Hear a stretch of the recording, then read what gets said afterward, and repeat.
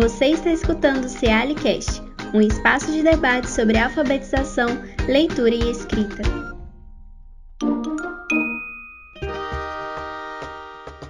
Olá pessoal, bom dia, boa tarde, boa noite. Eu sou o professor Levindo, da Faculdade de Educação, e a gente está retomando o diálogo com a professora Sara Monteiro e com a professora Ana Cláudia Figueiredo sobre as relações entre educação infantil e ensino fundamental.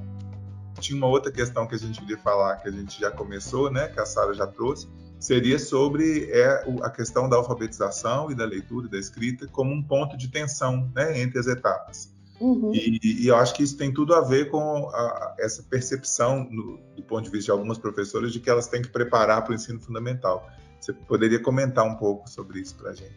Sim, eu acho que foi muito bacana essa retrospectiva histórica que a Sara trouxe, mas eu acrescentaria um outro elemento aí para essa negação desse caráter preparatório, que é a própria consolidação da educação infantil como uma etapa educativa.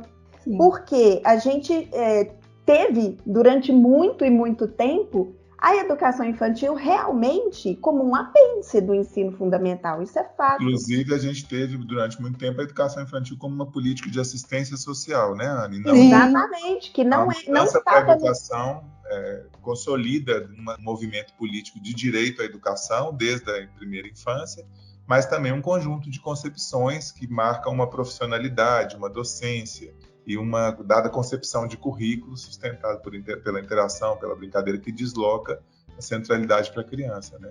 Perfeito, Levinda, exatamente isso. Hoje, a educação infantil, ainda que seja uma etapa que luta por constituir a sua identidade, que não é simples, né? Ela é extremamente complexa. Quando a gente pensa nessa docência, né? O que caracteriza, por exemplo, a docência com bebês? Então, a gente busca entender ainda muito essa especificidade da educação infantil, mas isso a marca como uma etapa educativa com características próprias, com a sua individualidade, com a sua especificidade.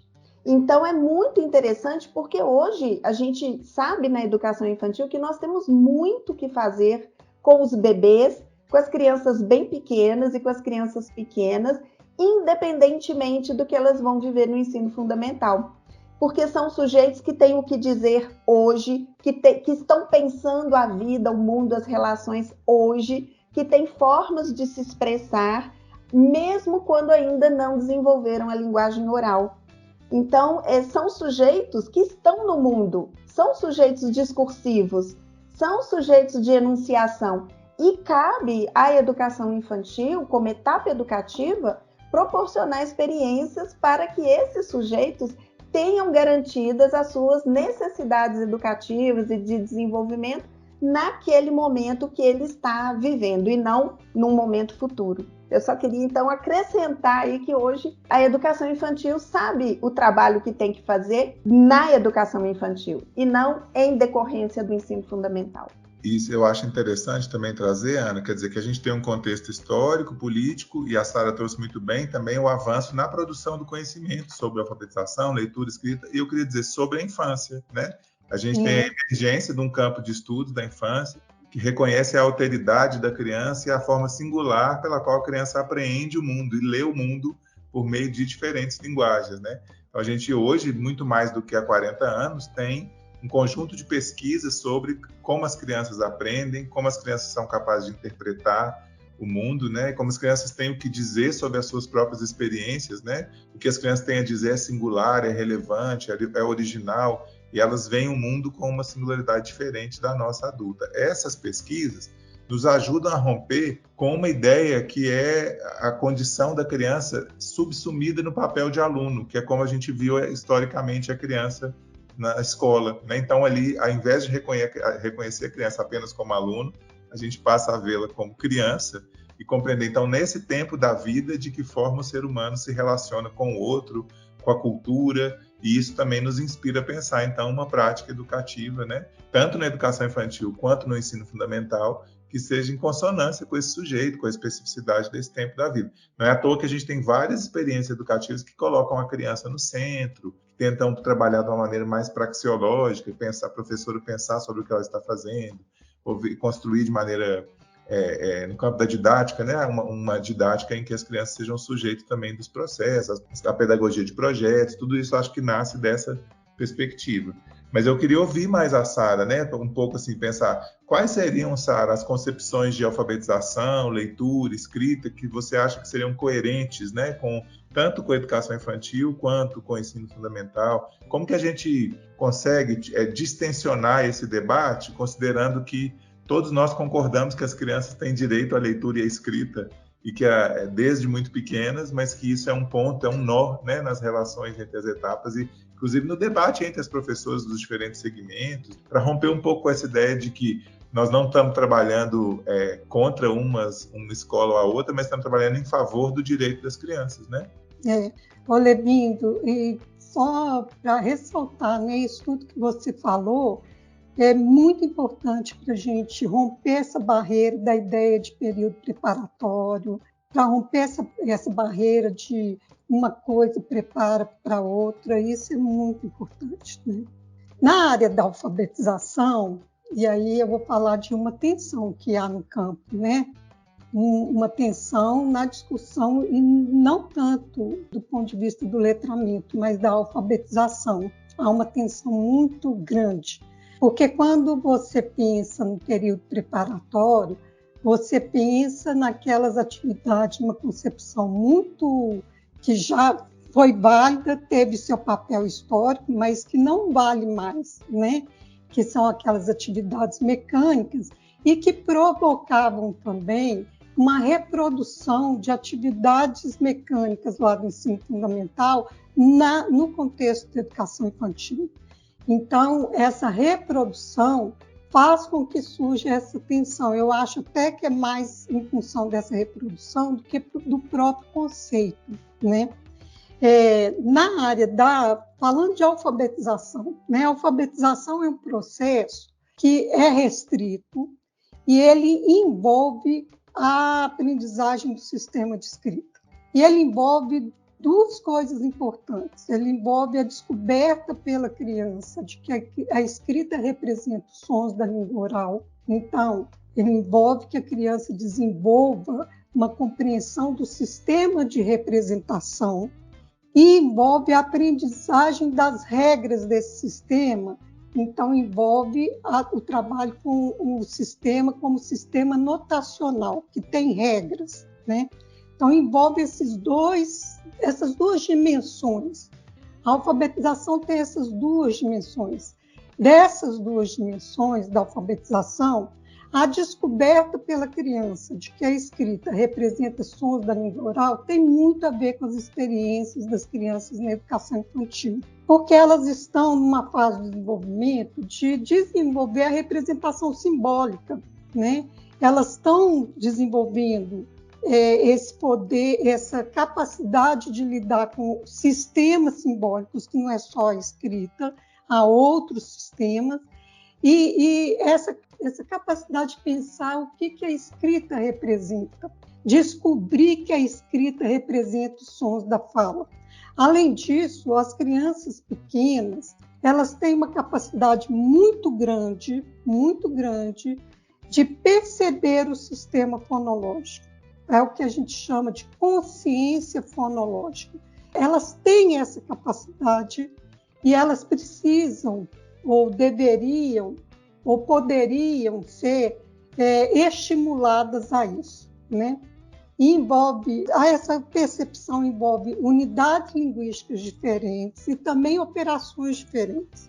Então, se a gente pensar em unidades linguísticas, não é próprio para essa idade o trabalho com percepção do fonema, porque é uma percepção muito abstrata que as crianças vão desenvolver com o ensino formal, que é função do ensino fundamental e não da educação infantil. Mas envolve unidades linguísticas, como a palavra, ter noção de palavra e ter noção de que a palavra pode ser analisada em unidades menores, como a sílaba. Isso é possível fazer, estimular na educação infantil. Para isso, as professoras muitas vezes desenvolvem atividades que interessam as crianças. As crianças demonstram interesse em brincar com as palavras, em analisar as palavras, em refletir sobre as palavras. Agora, se você pensar numa unidade linguística como fonema e numa aprendizagem de regras, isso é próprio de um ensino formal, de uma instrução formal, que é mais próprio da organização e do currículo do ensino fundamental do que da educação infantil. Então, a inserção dessas duas dimensões na prática, elas podem, sim, dialogar tanto na educação infantil e ensino fundamental. Com relação ao letramento, eu acho que há mais pontos de articulação do que de alfabetização. Eu acho que a atenção está mais com relação à alfabetização.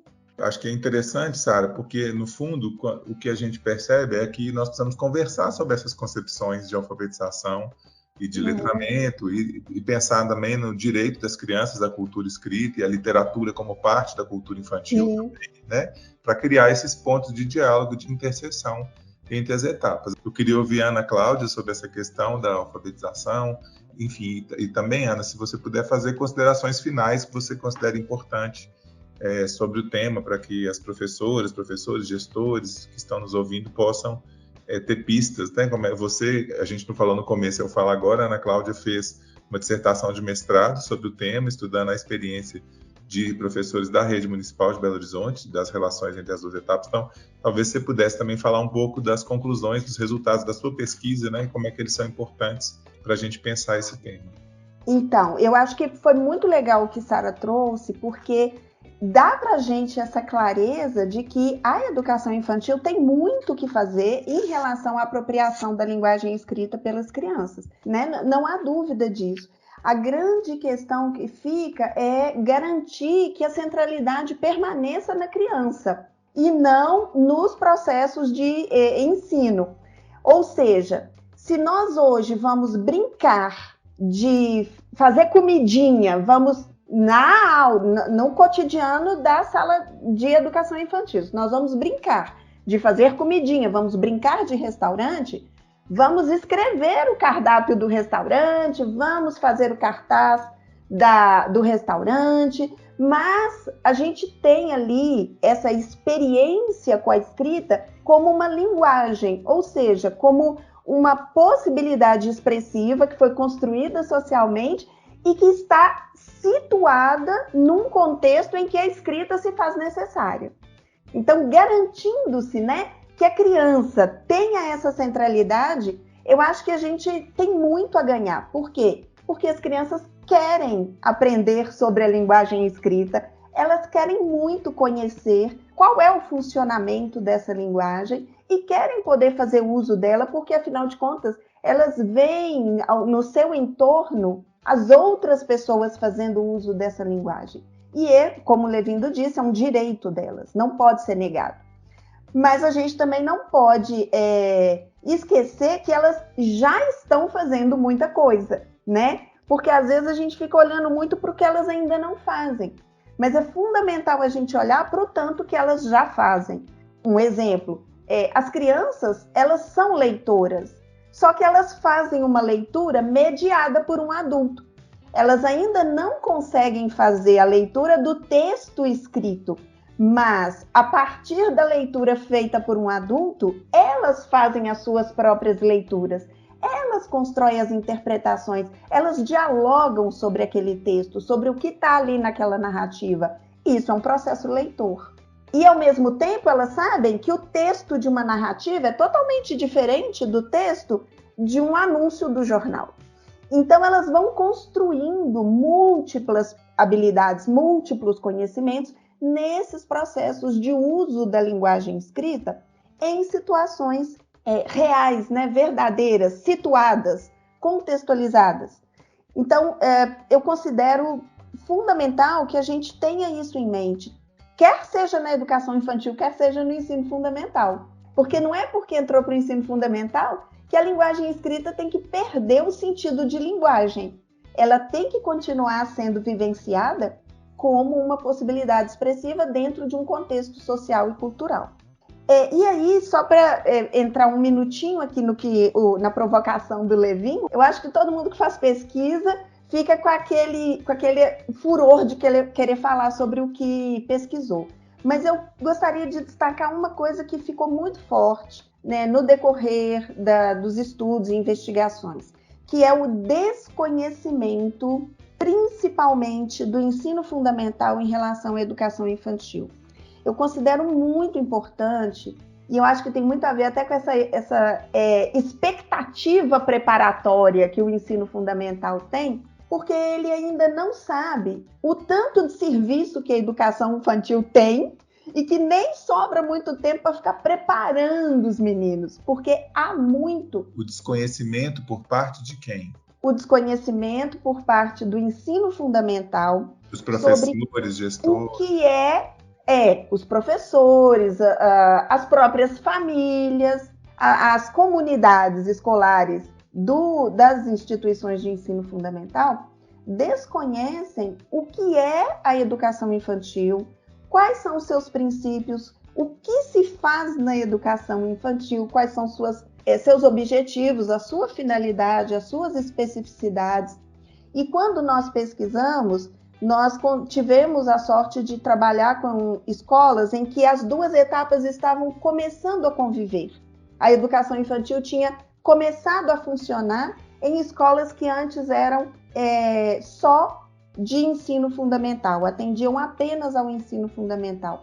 E a surpresa das professoras, da coordenação pedagógica, ao saber o quanto a educação infantil fazia, o quanto de trabalho pedagógico havia na educação infantil, de trabalho do professor, de planejamento, de estudo, de organização de um cotidiano de aprendizagem e desenvolvimento. E muitas vezes as professoras diziam assim, expressavam, eu achava que vocês ficavam só brincando. Então, se as etapas se conhecessem um pouco mais, e principalmente o ensino fundamental conhecesse um pouco mais o trabalho que a educação infantil tem para realizar, eu considero que seria um grande benefício para o próprio ensino fundamental, para compreender o que foi que a criança vivenciou antes de chegar nele e para construir essa possibilidade de relação entre as duas etapas. Ana, posso pedir para você dar 1 ou 2 exemplos para o professor do ensino fundamental que está ouvindo esse podcast? Por exemplo, o próprio trabalho de construção da rotina com a participação das crianças, a documentação pedagógica que o professor organiza e constrói uma própria memória do percurso que as crianças estão vivendo, a ideia de trabalhar a partir de campos de experiência, integrando diferentes áreas do conhecimento em diálogo com múltiplas linguagens. Conta um pouco o que você acha que os professores de ensino fundamental até podiam vir aprender aqui na educação infantil. Levindo, um exemplo forte da pesquisa foi a possibilidade de trazer as crianças para o lugar mais de sujeitos. Então, as professoras do ensino fundamental, ao verem na educação infantil as professoras construindo propostas junto com as crianças e não construindo para as crianças, elas passaram a dar a chance de ouvir mais as crianças. Então, passaram a construir algumas experiências coletivamente. A professora junto com a criança. Não é que a professora deixava de ter o papel dela, jamais, gente. Mas a professora levava uma proposta e depois burilava essa proposta junto com as crianças. Gente, o que vocês acham? Vamos fazer desse jeito? E aí uma criança dava uma sugestão, outra acrescentava um item, outra dizia, eu acho que assim não vai funcionar. E aí constituía-se um coletivo em que adulto e crianças podiam experimentar, né, processos coletivos, compartilhados, cooperativos, colaborativos. Muitas das professoras relataram o quanto elas ganharam com isso. O quanto elas ganharam por conhecer mais as crianças, por descobrir o quanto as crianças sabiam, o quanto as crianças podiam, e que muitas vezes elas ainda não tinham percebido, porque não tinham tido a oportunidade de trazer a criança para esse lugar, de fazer junto. Então, eu considero essa assim, uma contribuição essencial, porque traz a criança para esse lugar de sujeito em que a gente briga tanto, né? Luta tanto para que ela seja colocada. De um sujeito que tem o que dizer, que pensa e que pode contribuir e colaborar. Obrigado, Ana. Antes de passar para a Sara, eu só fiquei pensando duas coisas. Uma é que o que a gente, no exercício do campo da educação infantil, é de pensar como que a escola vai se preparar para as crianças, em termos de organização do espaço, dos tempos, das lógicas de relação, das atividades que a gente vai propor. O que a gente vê muitas vezes na escola com as crianças maiores é as crianças se adaptando a uma forma escolar. Então, acho que esse é um pouco um ajuste interessante da gente pensar, né? Nos estudos sobre a transição entre educação infantil e ensino fundamental, tem alguns autores dizendo que essa transição ela pode se dar de uma maneira mais horizontal e menos vertical, no sentido de uma ruptura tão grande, ainda que a ruptura tenha uma importância, como a gente falou aqui no começo da conversa, né? Então, acho que esse pode ser um caminho interessante. É uma transição, existem diferenças, os focos são diferentes, a Sara falou isso, né? As capacidades das crianças também se modificam, se ampliam, né, Sara? Então, é interessante que não é à toa que são duas etapas, né? Mas talvez essa horizontalidade possa ajudar, né? Conhecer um pouco mais as etapas e a gente ter essas trocas mútuas pode fazer com que o processo de transição seja feito de maneira mais interessante para todo mundo, para as crianças, e que a gente cumpra melhor o objetivo de garantir uma formação integral, cidadã, para as crianças, né? Como a gente já extrapolou o tempo, Sara, eu queria te pedir para fazer uma fala final, assim, em síntese, o que você acha que é interessante que fique, né, dessa conversa para as pessoas que estão nos ouvindo, alguma coisa que eu não tenha perguntado. Nossa, difícil fazer uma síntese com tantas questões boas, né, com tantas ideias que são boas, foram pontuadas e que até precisariam de ser mais detalhadas, né? Mas então eu vou destacar aqui um ponto que eu acho que tem a ver com essa última discussão que nós fizemos, que é a formação do professor, né? Então, eu acho que na formação do professor, quando a gente coloca esses dois professores juntos, já que nós estamos falando de diálogo, de encontro, a formação poderia ser um espaço de diálogo, de encontro. E mais no sentido de se conhecerem e de construírem uma prática mais coletiva o possível, respeitando as suas singularidades e suas demandas, do que um aprender com o outro, né?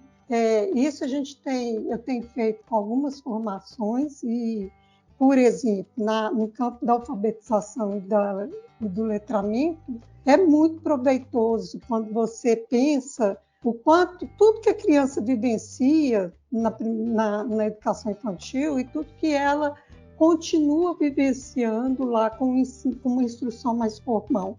E também, em termos de experiência, você pode pensar em como organizar uma roda de leitura que é tão comum na educação infantil, né? Em vez de eu ler um livro com as crianças sentadas nas carreiras, como a gente normalmente vê no ensino fundamental, a gente tem uma outra organização disso na educação infantil, que são as rodinhas, né? As rodinhas que dizem respeito do coletivo e das interações e que são, para mim, uma cara da educação infantil, né? Então, essa maneira de fazer a roda de leitura lá, né, no ensino fundamental é algo que você pode construir juntos. E, por exemplo, também, por que não ler um livro com as crianças juntas, né? A leitura de um livro, ela não demanda muita você separar por idades tão distantes, né? Você vai ler para uma criança de 3, de 4, 5, você pode ler para crianças juntas, né? Crianças de 3, 4, 5, 6 anos, 7, juntas, e uma conversando com a outra. Então, a formação de professores, eu acho que é um espaço, já que nós estamos no campo da formação de professores, né? É um espaço precioso que nós, formadores, temos para promover esse diálogo. Quem somos nós para dizer como esse diálogo deve acontecer? A nossa possibilidade é promover esse encontro e promover esse diálogo, coisas que a gente não pensa. Vamos fazer uma formação com esses dois sujeitos, né, os professores da educação infantil com o ensino fundamental, debatendo um tema. Então, eu gostaria de destacar esse ponto. E agradecer Levinda, Ana Cláudia, Luísa, que está aqui, e ao CEALI pelo convite. Sara, muito obrigado. Que esse podcast também seja uma inspiração para que as pessoas pesquisem sobre o tema, se abram para o diálogo com os colegas dos outros segmentos da educação. Ana Cláudia, sua despedida. Bom, eu também quero agradecer muito a oportunidade. É sempre muito bom rever pessoas queridas e poder conversar sobre temas queridos e complexos e importantes. E eu queria complementar, já que Sara puxou a questão da formação dos professores, apontar duas questões importantíssimas. Primeiro, que para que essa formação aconteça, os sistemas de ensino precisam criar condições para que isso se dê. Então, para que os professores, as professoras da educação infantil dialoguem com as professoras do ensino fundamental e vice-versa, há que se ter vontade política e garantia de condições, ou seja, tempos organizados dentro da carga horária de trabalho, direcionados, voltados especificamente para essa questão, porque há o desejo das professoras dialogarem, há muito esse desejo, mas o cotidiano da escola engole as pessoas muitas vezes e nos rouba essas possibilidades. Então, muitas vezes o que acontece é aquela conversa muito pontual ali no corredor, uma pessoa comenta com a outra o que fez, mas isso não constrói uma política, né, de educação, e é o que a gente defende a construção de políticas educacionais e que estejam voltadas para a construção das relações entre as etapas, que foi muito o que eu tentei colocar no trabalho, na pesquisa que a gente fez, orientada pelo professor Levindo, né, que foi meu orientador, junto com a professora Mônica Correia. Então, mais do que a gente pensar especificamente na transição, mais do que a gente pensar nas aproximações e nos distanciamentos, pensar na possibilidade de construção de relações entre essas etapas. Afinal de contas, são etapas educativas e fazem parte da educação básica. Então, mais uma vez, muito obrigada ao CEALI, um beijo grande aqui a Levindo, Sara, Luísa, e que a gente possa ter contribuído, né, em alguma medida aí para essa discussão. Seguramente foi uma excelente contribuição. Com as duas sínteses de vocês, eu acho que a gente encerra essa conversa, que a gente tem a oportunidade de fazer outras, né? Que essa conversa seja inspiradora para esse debate, para que essas relações que você defende, né, Ana, passam a ser mais fortalecidas, em espaço também com condições de trabalho para os professores e tudo, né? Eu acho que a gente tem um objetivo comum, que é pensar o direito à educação e o direito à educação de qualidade para todas as crianças, né? Eu acho que essa conversa nos ajuda e está alinhada com esse princípio que nos orienta. Eu também agradeço ao CEALI, agradeço a professora Mônica Araújo, que coordena esse projeto, pelo convite, e a Luísa, que está aqui nos bastidores nos dando esse suporte. Um abraço a todos e um ótimo trabalho. Este foi o CEALI Cast. Você pode nos escutar no Spotify e no YouTube. Se quiser, você pode enviar sugestões de temas e perguntas para o nosso e-mail cealicast@gmail.com.